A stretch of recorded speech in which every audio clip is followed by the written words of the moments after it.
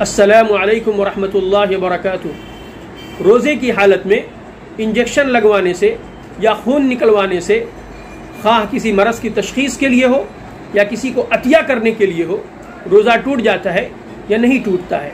तो इसका जवाब ये है कि रोज़े की हालत में इंजेक्शन लगवाने से या खून निकलवाने से रोज़ा नहीं टूटता है।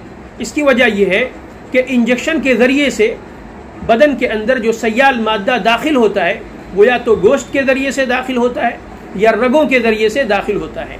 मैदे तक पहुँचने के लिए या दिमाग तक पहुँचने के लिए अल्लाह तबारक व तआला ने जो रास्ते बनाए हैं, जिनको फ़ुक़हा की इस्तिलाह में मनफस कहते हैं, उनके ज़रिए से ये सयाल मादा बदन के अंदर दाखिल नहीं होता है।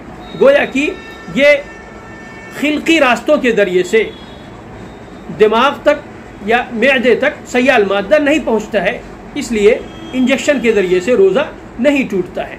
और रही बात रोज़े की हालत में खून निकलवाने से रोज़े के न टूटने की, तो इसकी दलील ये है कि ख़ुद हुज़ूर पाक सल्लल्लाहु अलैहि वसल्लम ने रोज़े की हालत में पचना लगवाया है, और जाहिर सी बात है पचना लगवाने में बदन से खून निकलता है, और आप सल्लल्लाहु अलैहि वसल्लम ने रोज़े की हालत में पचना लगवाया और आपने अपना रोज़ा जारी रखा।